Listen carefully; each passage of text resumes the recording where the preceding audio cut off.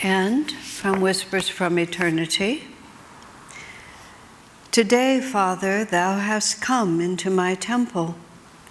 With thy coming, all the lights of my sent servants have sprung to life, and the choir of my heart and the door of my heart has been opened wide. The blessing has driven away the darkness of ages, sending its heavy vapors fleeing at the first glimpse of thy approach. The loud beating drums of my craving announced thy manifestation. The incense of devotion, rising from the incenser of my soul, wafts upward to thee. Oh, bless me always. Respond to me whenever I call thee.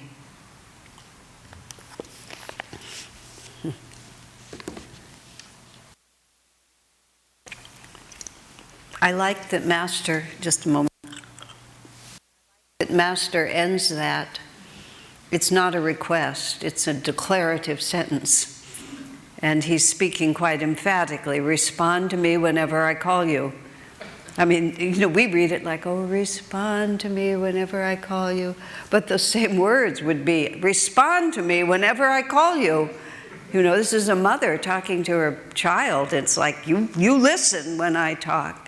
One of the bhavs, one of the classic bhavs, bhav means spiritual mood, there's no English word for it. A way that we can relate to the divine, which is classic in the scriptures, is that God is our own child. And Master doesn't include that in his prayer because I think it's just too odd for Westerners. We're so busy talking about how big God is. I've never been a great fan of the Monty Python. Is that? I mean, I know I'm dating myself, but whoever the guy was who did all that crazy comedy, super crazy comedy, much of it on spiritual themes, but somehow it managed to be utterly blasphemous without being irreverent. I don't actually know how they pulled it off, but they did it. And there was one scene where there was some clergyman with, of course, a high-class British accent, because they all had that. And he was giving this sermon, and it took you a little while to realize that the sermon was just a long collection of words trying to explain the actual physical size of God. He was trying out all different words, gigantic, ginormous, just trying, because it was all to just show how big he was. And whenever you go to those cathedrals in Europe, the thing that strikes you first is how big they are. And there was even contests. There's some, I don't know whether it's in the Vatican or where it is, but there's somewhere where you actually walk down and there's tiles marking it that, like, the temple, the cathedral in such and such a city is just this big, but the one after it is this big, and the one after it is this big, and the whole thing is inside of something that's bigger than all of them, because we're trying to just give ourselves an impression of how gigantic God is, and so on, because that's how we think of it. So when we suddenly start thinking of God as my own little baby, it's just like the Western mind just doesn't know what to do with that. Now, all that business of making God so enormous, and we feel it. You go into those cathedrals, which are beautiful, magnificent, often the result of a whole hundreds of people from multiple generations working to build these gigantic things. Many of them are just exquisite, and they do exactly what they're supposed to do. You get the impression that God is ginormous and I am quite tiny. And then we sort of fall down in awe, and we're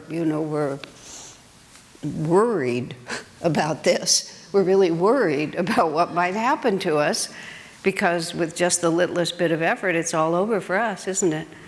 I remember once sitting at my desk when I still lived at Ananda Village, when I was working in what is now Hansa Temple, but was then the publications building. And the building was only half finished. But that was enough because it would keep the rain out, so we moved into it. We had very cold winters then. And I remember walking all over the building and then going to Seva, who was in charge of the money, and pointing out to her that there was no heater in this building, and that, it snowed a lot, and it was really cold. We were expected to work there. She said we ran out of money. That was just, we ran out of money. So we had these little space heaters, and I wore so many clothes to go to work. We didn't have, I don't think we had down jackets much then, or we couldn't afford them, or we didn't have them, but we would just huddle by these little heaters, and I don't know, it was all totally fun. Didn't make any difference at all. But a lot of wildlife also came into the building because it wasn't completely sealed. This is not the point of the story, but my favorite experience with indoor wildlife was when we had this big paper poster of Master on the wall that had been there a long time and was showing a little wear and tear, so some bright soul thought we ought to upgrade. So they took it off, not realizing there was an entire family of bats that lived behind it, and this being daylight, they were all in there. I try to be brave, but bats are really scary. I know they probably have lots of nice features, but they're real ugly and they're real scary. So they started just flying all over the building. And they were freaked out, we were freaked out. After a while, it just sort of seemed to dissipate, and there was nothing to do except go huddle by our small heaters and begin to work again. And I remember sitting there. This was interesting because sometimes we're braver than we think. I was sitting there, I remember I was writing, and there was a bat, and he fell right here, bumped against my hand and sat in all his horribleness right there on my paper. Somebody saw me, apparently silently. I went and I picked up a box, I set the box on it, and then I began to scream hysterically. But I protected myself from him first, or her, before. Then I just totally went to pieces. I thought about that a lot later, like, why did I then go to pieces? But I just played, we're not always reasonable, let's just put it in mild terms.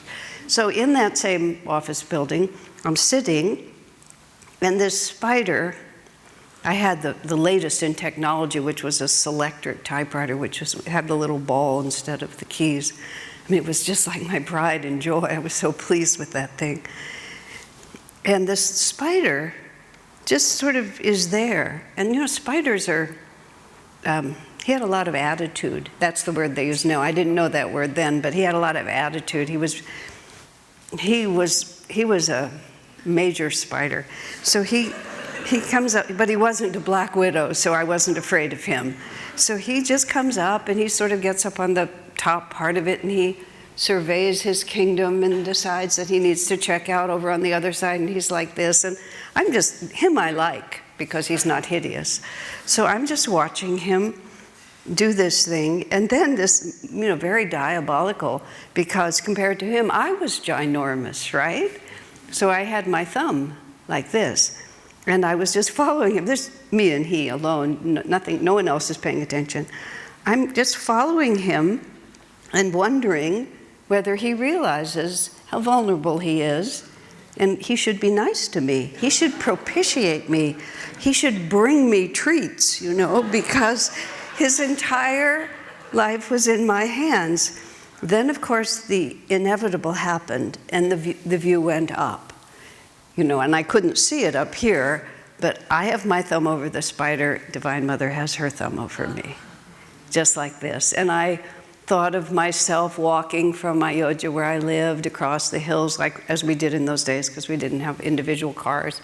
And I was walking, and I have a lot of attitude, I'm just going like this, and I just felt so in charge of myself, and she's just following me like this.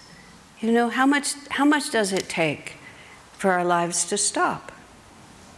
Just bing, like that. It can just be over just like that. We have nothing to do with it. We don't know when it's coming. We don't know where it's coming from. We don't know what the sands of karma are that we have. And there is this force. And we're just as dumb as that spider.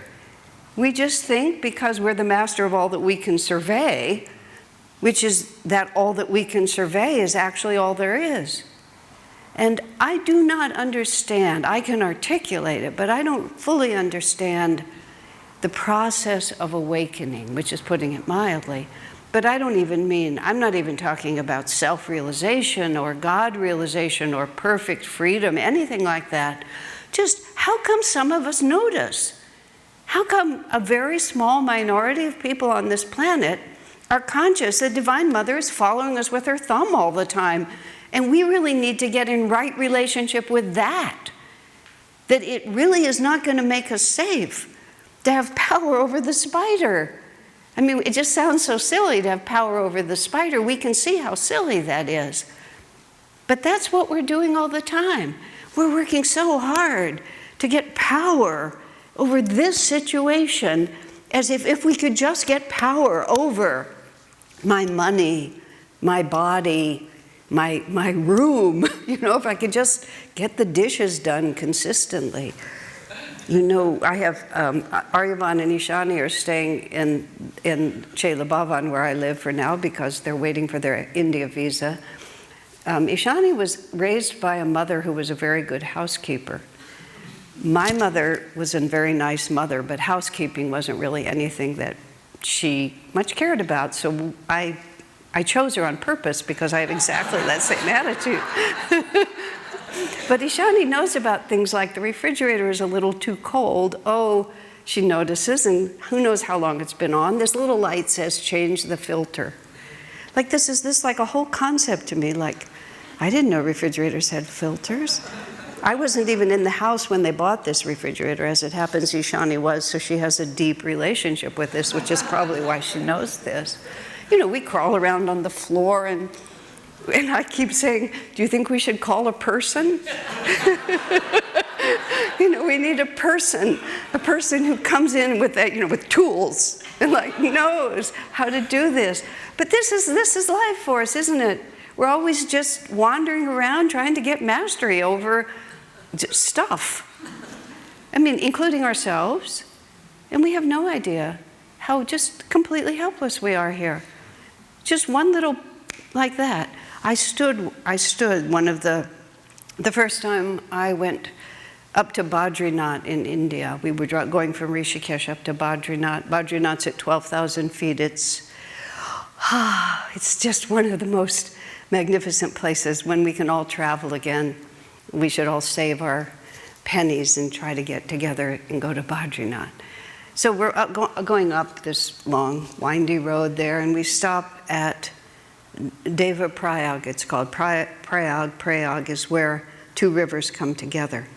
And unfortunately, I don't remember, because I don't remember details. There was one on the left and there was one on the right. They have names, and they were big rivers. And because this is India and not America, in America, of course, there would have been 7 gates and big walls and all these things to make sure that nobody ever slipped and could sue someone. It's not that they really care about us, it's just that you could get sued. So instead of that, you just have a big slippery rock, and there's the river. And in fact, they have some little wooden stairs and this marvelous chain that you can hold on to. So you can just hold on to the chain and step into the river far enough to get swept away if you like. It's really entirely up to you. Fortunately, on that trip, we had Jocelyn Black with us, who's a woman of impressive stature, who was a trained EMT. And Jocelyn, God bless her, just stationed herself at the point of no return and kept everyone conscious of where they were. But I stood there for a long time, perhaps up to my ankles in the water. You might know from the bat story, I don't have a lot of physical courage. I have mental courage, but I don't have physical courage. So I didn't go to the point of no return. I just stood there. But those rivers, it was magnificent. I mean, it's a holy spot for good reason. There's a little cave. There's a pujari who sits there and does ceremonies. It's everything that you can imagine it was. And I'm standing there on the slippery rock with, watching the whole thing. And I see these two rivers come together. And I don't have a death wish, but everybody thinks in a moment like that. I just thought, 2 steps and I'm gone. It would be seconds. And that river would have me, and that would be that. And I thought, the river wouldn't even notice, what to speak of caring. It just was like, oh, you want to be part of us? Boom, there you are. And I was aware of the fact that there would be a lot of consternation on the rock if I just stepped into the water and disappeared. And that consternation would, stretch across multiple continents. But the rock wouldn't care. The river wouldn't. The rock wouldn't either. But the river wouldn't care. Because it's just life and death. And it really is just life and death. Much more of this creation doesn't care if we slip into the river than cares about it.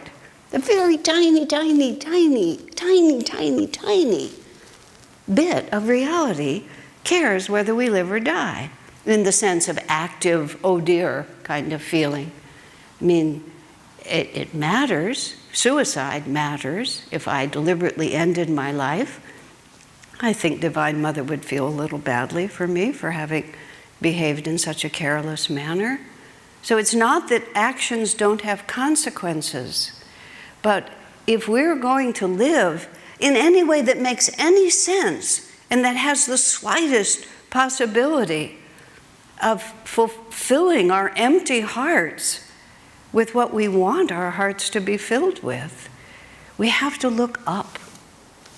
We have to look forward. We have to look to the end of this story, the end of this story. Where are we going? Why are we here? And as I started way back at the beginning of just talking here right now, I don't understand why only some of us notice this. From when I was a very small child, it was like, this is how you work it out as a child. I'm going to skip over for a moment. There's a wonderful longtime devotee in our community, Vyasa, David Steinmetz. He's the co-author of the book about the yugas. He was a scientist and an inventor. He had a long job for a long time. He worked for Xerox in this area. And basically, he just tried to invent things. That's sort of he was just part of this research group, and he did it for years. And when he came to Ananda, Swamiji said he would allow him to live there only if he set up a laboratory and cackled maniacally behind the door. And then I was talking to Vyasa just recently, who's now a gentleman of my age, and I reminded him of that, and he said that he only remembers Swami saying to him once, "My mad scientist isn't mad enough," but just sort of had that spirit about him, and always did from childhood. And he told me that when he was about 8 or 9, his vision, he began to become myopic, like often that kind of person would, and he couldn't see really clearly, but it took him about a year to get glasses, because he had a theory that it had to do with the refraction of light. And so he kept experimenting with all these different, ways that the light could refract when he was 9 years old, trying to use that as the explanation for why he couldn't see clearly. And then finally somebody took him to the optometrist and he got glasses, and that was the whole issue. He thought the whole universe had shifted over, and that was just the way he was, because that was reality to him. And he grew up to be a scientist. He grew up to think about how the world, is and how it works. We all have orientations. And that, of course, led him to be a devotee at a very early age. When I was little, I just felt like I could feel that there was some other story that was the real plot. And because I had faith in the adults around me, because I was fortunate in my birth in that respect, I just thought that there would be a certain age. I was in a Jewish family, so I thought maybe around the time of a bar mitzvah, maybe when you got bar mitzvahed, then part of that ceremony, in either Hebrew or English, they would sit you down and say, yeah, it's been a big joke to act like life has no meaning at all and we're all just wandering around doing nothing, but now we're going to tell you the real thing. Now, I didn't myself have a bat mitzvah, but it didn't, by that point, this horrible, horrible realization was coming to me. They didn't know. They didn't know. They were just looking at this, whatever itness is, and they just took it for what it was. Are you mad? Are you completely out of your mind? I mean, when you're a child, you don't know which one is crazy. But I began to figure it out pretty fast, that they were crazy. But I didn't know, nobody knew. Nobody knew. I mean, when you grow up in the West, when you grow up in India, at least the basic ideas are there. It may not be that practical. It may be all about pujas and gods, and depends on the family you're in. But in the West, nobody even thought about it. But I actually remember, I was 13, and I was going to say, I wasn't unpopular, but I was peculiar. It's the only way I can put it. And I remember, I was actually like, all of you who grew up as I did know this. Somebody was having a party, and of course no one was asking me to dance. I was just such a acerbic little person who would want to dance with me. So I'm sitting over in the corner feeling a little pathetic. And I actually felt this happened to me. Some spirit said to me, we could make you popular. All you have to do is basically just shut off your mind and become as vapid as everything around you. I said, no, thank you, I'd rather be alone. I mean, who knows? Who knows where these things come from? But all of you know what I'm talking about. That there's a point at which where the unbearable loneliness of just not being in tune with what's going on around you. Even the people who are supposed to love you the most and be the closest to you. And you don't have to be young or old when it happens. It happens to all of us. And do we need a guru? That's the question. I don't know. Are you happy the way you are? Do you think what you've already figured out is all there is to know?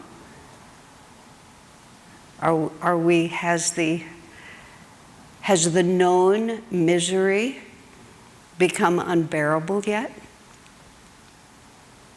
Is the prospect of having to change less painful than just sitting here just as I am? I mean, no one can answer those questions for you, and they're not theoretical questions. They're questions that actually split the mind apart, because they're not rising from reason. Because we're not fundamentally, reason follows feeling, feeling starts it. The feeling starts it. Anguishing monotony is that incredible phrase that that Master made up in Autobiography of a Yogi. The anguishing monotony of it. Even tragedy is very interesting. It keeps you busy. You know, bats falling from the ceiling keep you right in the moment. You're really right there when they're falling from the ceiling. So you're not thinking of existential questions at that point. You're just thinking of getting away from the bats. And that happens to us all the time. We're busy surviving. But it's the anguishing monotony. Is this really it? And how many lifetimes am I going to have to do this? And how strong is that desire? And then how many of my precious ego protective devices that I've worked so long to develop? People will often come to me, have often come to me, and we'll be counseling, and they'll be embarrassed, slightly embarrassed. Oh, I know this is silly. I know this is going to sound really dumb to you. Oh, I know this is a stupid idea. No. Not at all. We've had millions of lifetimes. We've worked really hard to become this confused. There's not the least bit stupid about it. You know, we're highly intelligent beings. You know, very few come to this path who aren't highly intelligent people. We've worked really hard to do the best that we can, and we have found ourselves in a cul-de-sac. And we do now recognize that there's something just fundamentally wrong. But we're in it. We can't quite tell where it is. And then something happens. And that something that happens always involves something more advanced than we are at this point sails across our field of vision. It can be a book, it can be a photograph, it can be a person, it can be a hummingbird. But something comes across that suddenly snaps us out, sometimes for a split second at first, sometimes cataclysmically dismantling in a split second. But we look up. And looking up is an analogy for looking at the spiritual eye. Our eyes are normally here and they go up. Something happens and we look up. And that's the beginning of the guru. It gets a lot more complicated than that. We have all these beings that we're relating to. We have these personalities. We have these incarnated beings. We try to understand if he's perfect in everything he said or just some of the things he said and what his personality. I mean, blah, it goes on and on like that. But the fundamental reality is it's the piglet prayer. Remember the piglet prayer? Piglet and Pooh have gone off on an expedition, and they are out there somewhere and the fog sets in and they have no idea where they are. And Pooh is carrying on acting as if he's still okay, but Piglet, who is my spirit animal, Piglet, Piglet in the little drawing puts his head down, and so all you can see is his little ears, and he's just like this. Then in the next picture, somehow Piglet finds the courage to lift his head and cry out, "Help, help, help!" And then he drops his head again. Somewhere in it, the piglet prayer comes out of us. And of course, in the story, they're actually about 8 feet away from home. And when Piglet cries out, "Help," the other animals just come and get them. It's as simple as that, which is also the truth, isn't it? Somewhere in that happens. And when we are there, we stop having a lot of intellectual concerns. The philosophy doesn't make any difference. There's a bat on the desk, and that's all we're thinking about. I have to do something. I can't go on. I can't do this another day. And if we're fortunate, we're like Swami Kriyananda. We're magically drawn to Autobiography of a Yogi. We find that if we walk away from the bookstore, our feet don't work, and we turn around and we go back and we grab the book. And the Swami said so beautifully, Swamiji said, I always felt, he was 22 years old at that point, I always felt, he said, as if I lived in a world that no one else inhabited. I was the only one who lived in that world. Swami said, when I read Autobiography of a Yogi, I realized that Master and I lived in the same world. And just every part of that, the extraordinary loneliness, which I'm sure you all know, of living in a world that nobody else inhabits, even the people who love you the most. But then finding some link that says, oh, it's not that I'm wrong. It's that I just didn't yet know. And when Swamiji was asked the simple question by a young man, do I need a guru? Swami said, not if you don't think you need one, which is really the whole answer. But when you know, you really know. And at that point, nothing can stop you. God bless you.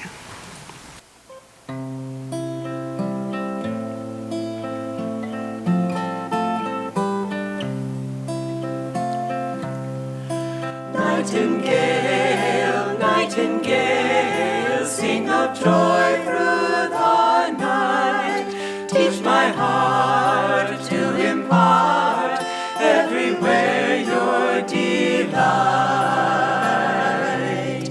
Sing of moon rays on the rain, sing that love's not in vain.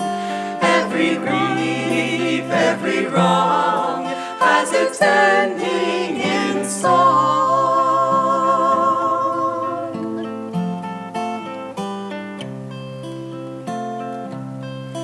Nightingale, joy through the night.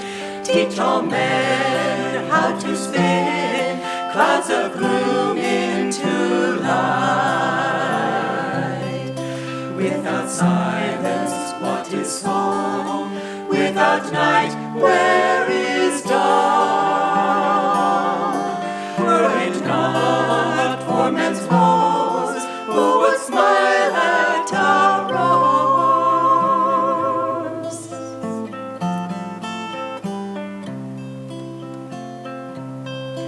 Nightingale, nightingale, sing of joy through the night. Let each tone silence grow, earth and heaven unite. Morning laughter, evening tears, snow and blossoms all fade. Joyless sing in the night, to face change unafraid.